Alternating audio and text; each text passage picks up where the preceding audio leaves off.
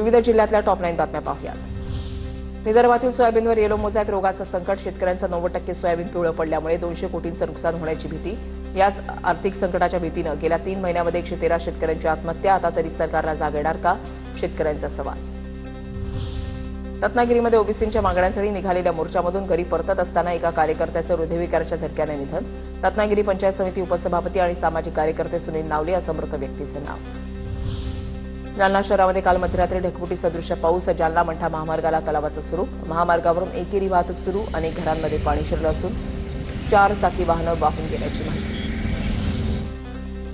रत्नागिरीमध्ये मुसळधार पावसानंतर आज धुक्याची चादर। हवामान विभागाकडून रत्नागिरीसाठी ऑरेंज अलर्ट जारी। खाडी किनारी पसरलेल्या धुक्यामुळे कोकणामध्ये आल्हाददायक वातावरण।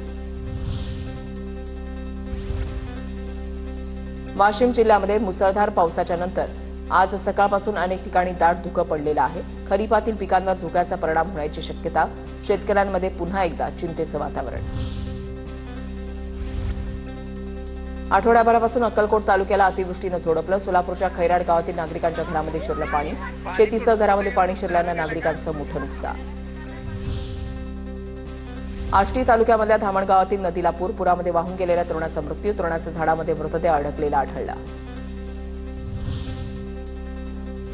जळगावच्या पाचोरा तालुक्यामधल्या सातगाव डोंगरी परिसरामध्ये ढगफुटी सदृश पाऊस। दगडी नदीचं पाणी गावामध्ये शिरलं तर शेती पिकांचंही मोठ्या प्रमाणात नुकसान।